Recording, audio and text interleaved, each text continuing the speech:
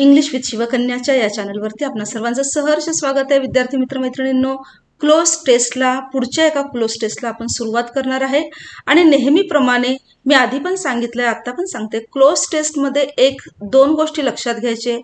पहिली गोष्ट तर आहे, you need to read the entire passage. पहिला आपला पूर्ण पॅसेज आपण वाचून घ्यायचा आहे. न वाचता आपण पुढे तसंच जायचं नाही.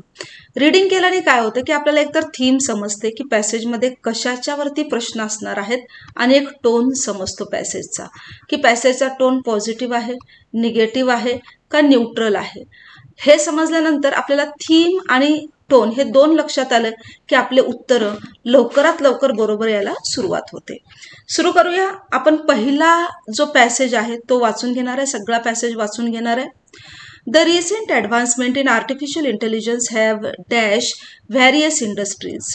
आर्टिफिशियल इंटेलिजन्सनी वेगवेगळ्या इंडस्ट्रीमध्ये डॅश आणलेला आहे, including healthcare, education and finance. या सगळ्यामध्ये चेंजेस आणलेले आहेत.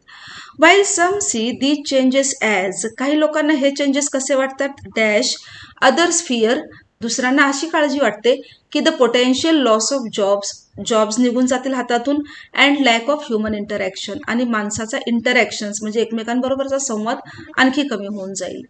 टू डॅश दीज कन्सर्न्स, हे जे कन्सर्न्स आहेत, या ज्या चिंता आहेत, या डॅश करण्यासाठी गव्हर्नमेंट्स अँड ऑर्गनायझेशन्स, सरकारने आणि ऑर्गनायझेशन्सनी मस्ट फोकस ऑन, त्यांनी फोकस केलं पाहिजे एथिकल प्रॅक्टिसेस, म्हणजे नैतिक मूल्यांची जपवणूक करणारे प्रॅक्टिसेस आणि ट्रेनिंग प्रोग्राम्स घेतले पाहिजेत. मोरोवर, याचबरोबर collaboration between tech companies, collaboration म्हणजे एकमेकांची साथ सोबत असली पाहिजे.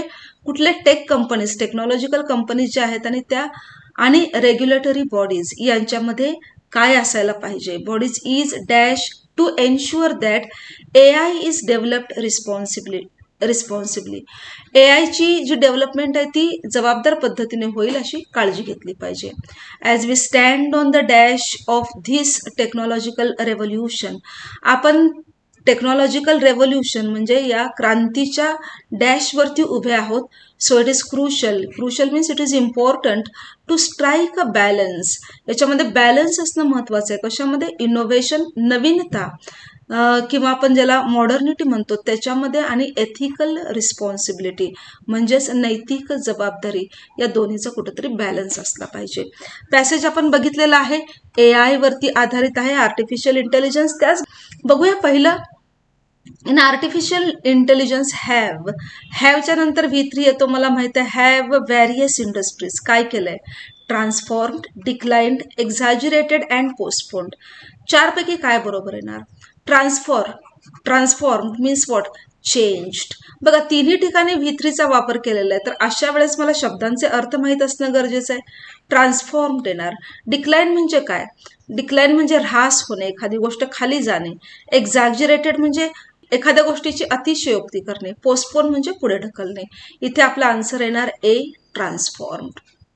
दुसरं बघूया. While some see these changes as, काही लोक याच्याकडे कसं बघतात, डिट्रिमेंटल, ल्युक्रेटिव्ह मीन्स प्रॉफिटेबल,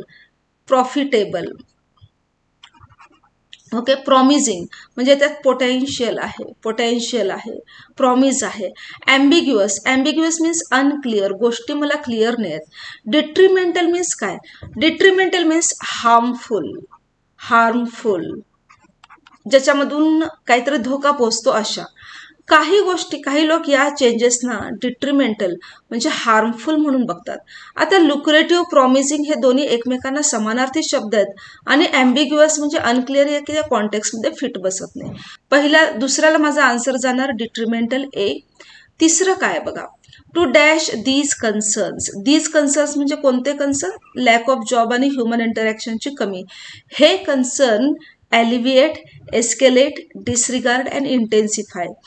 इंटेन्सिफाय म्हणजे इंटेन्सिफाय आणि एस्केलेट ह्यांना मी सिनॉनिमस म्हणेन.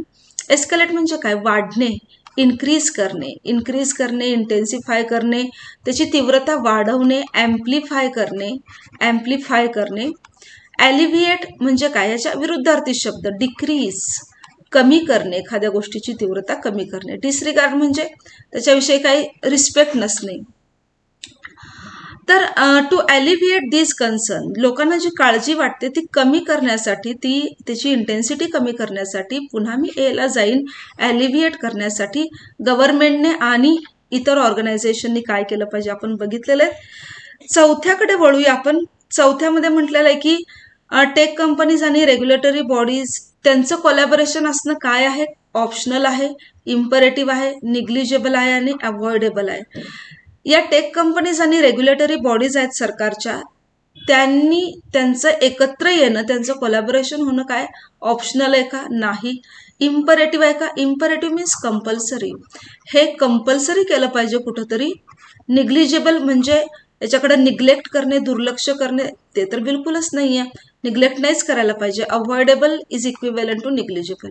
मी काय जाईन, कंपल्सरी. या रेग्युलेटरी बॉडीज आणि टेक कंपनी या एकत्र येणं हे कंपल्सरी असलं पाहिजे, इम्परेटिव्ह असलं पाहिजे, ना की ऑप्शनल असलं पाहिजे.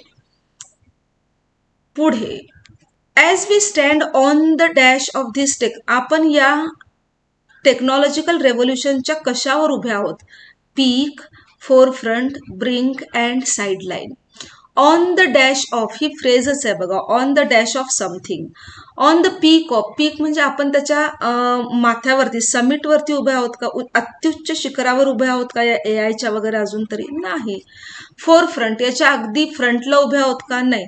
ऑन द ब्रिंक, याच्या काठावर उभे आहोत. We are on the brink of, we are on the edge of, त्याच्या काठावर उभे आहोत. साईडलाईन म्हणजे काय, एखादी गोष्ट साईडला टाकणे.